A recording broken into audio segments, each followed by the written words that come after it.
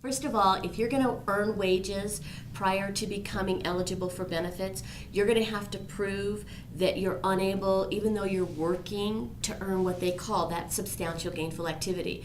Because there are lots of folks out there who have disabilities who are able to earn wages.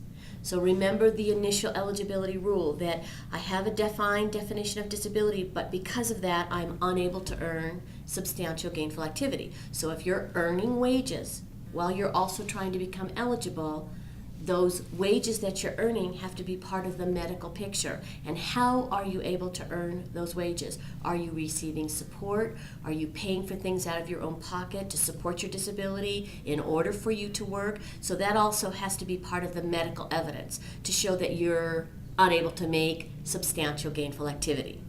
So that's prior to getting benefits.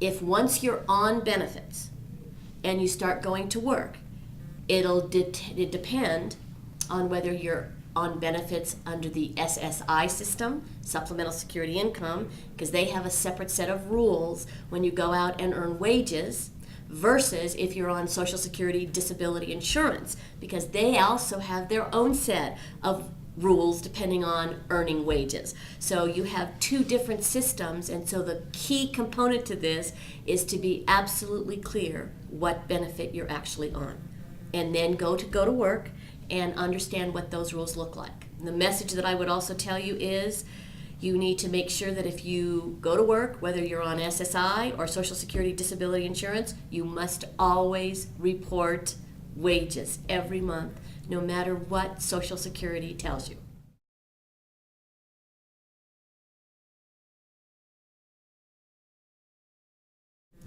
Eventually, it's going to catch you, because what the Internal Revenue Service knows, so will eventually the Social Security Administration. Because if you're employed and you get a paycheck, you're paying taxes, you're paying into FICA, Federally Insured Contributions Act, which is what Social Security is collecting to determine what your work history looks like. So when you have enough of a work history and you reach the right age, you'll be able to retire. So if you think that those folks are not going to find out, you better think again. Eventually, it's going to catch up with you, and you're going to owe them money. Doesn't feel good, and it certainly is not fun to deal with.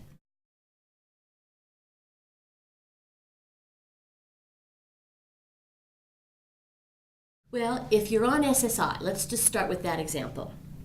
SSI is required to determine how much of the income that you're earning every month touches the amount of the SSI you're receiving. So there's a formula.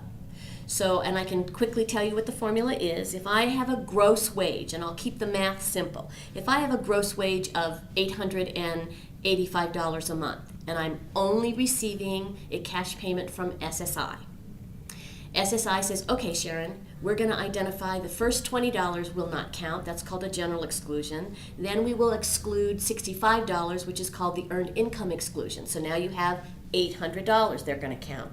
Then they even say to you, for every $2 that you earn of that countable $800, we're only going to count half. So they're going to divide the $800 by 2 and only count $400 of the $885 that you actually earned.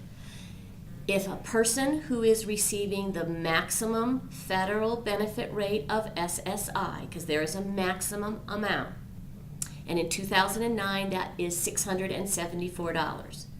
So if I was receiving $674 and I go out and I earn $885, SSI says we're only going to count 400, but now we can't give you the full 674. We're going to subtract the countable wages of $400 from the 674, and you're going to continue to receive $274 of SSI when you earn $885 of wages.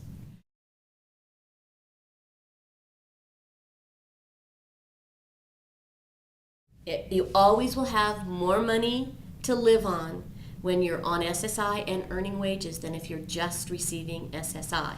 But if you don't report your wages and you continue to get the full amount of the federal benefit rate of the 674, when in fact you're really only entitled to the $274 because you're earning wages, eventually SSI will discover that, oh, you've been earning wages, but we've been giving you the full amount of SSI, and that's how overpayments get created.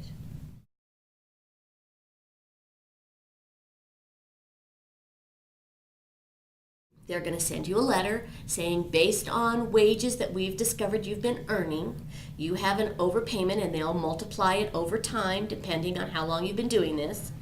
And we will then require you to pay this money back.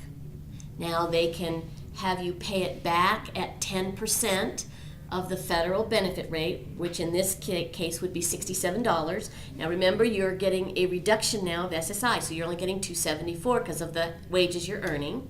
So they're going to take an additional $67 out of that $274 every month until the overpayment has been recovered. Or if you knew these rules in advance and you just didn't report wages and you've been saving the money that you shouldn't have been spending, you can cut them a check and pay for it all at one time. So there's different options that you will have.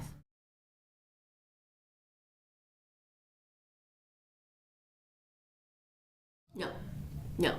It happens every day because people are unfamiliar with the rules and they may have not understood what they were required or supposed to do. So they accommodate those kinds of issues. Now remember, what I just explained belongs only to SSI.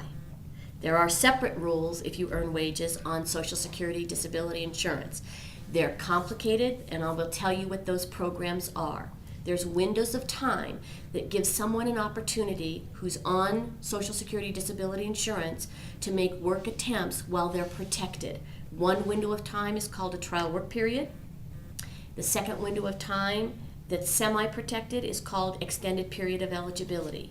So it's important that people who are on SSDI learn those working rules.